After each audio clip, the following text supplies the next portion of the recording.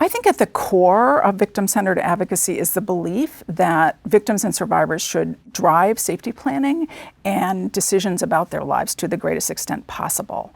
Our role as advocates, particularly when we're engaged in building a relationship, an individual relationship with a survivor, is to see the whole person, to see the violence and the abuse that they're experiencing, for sure, but also to see other aspects of their life that are important to them and that may also be posing risks to them in the same ways that a violence and abuse might.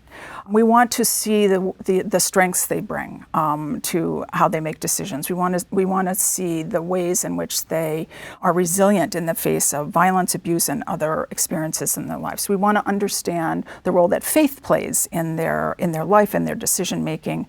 We want to understand the resources that they have to help them deal with things like violence and abuse, the social networks they have, the family and friends.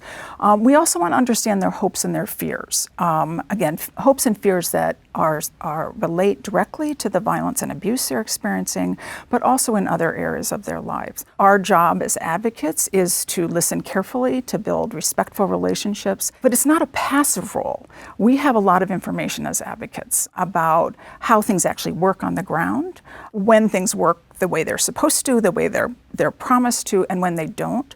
And that information is very valuable to inform a survivor who, again, brings a lot of knowledge about their own life, what they want to have happen. We can inform the decision making that is theirs with all the information that we have. So it's a partnership. It's a partnership where we're playing an active role in providing support. It means figuring out with that one person sitting in front of you or that you're talking with on the telephone, why is it that they're calling? What specifically are they interested in and needing? And then the canvas begins to fill up.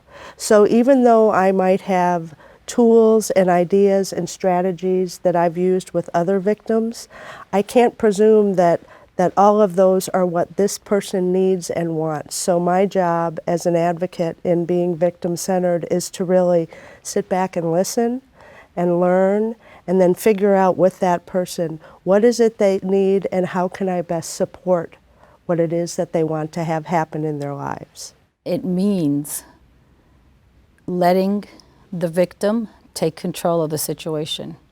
It means learning and listening to what it is she wants or he wants. And then our role as an advocate is to help support that victim achieve what they want. It is not our place to tell them what to do.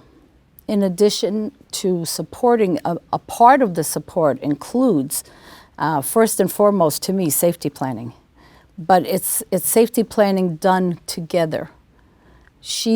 He or she, once again, is the leader of that safety plan because nobody knows their abuser better than they do.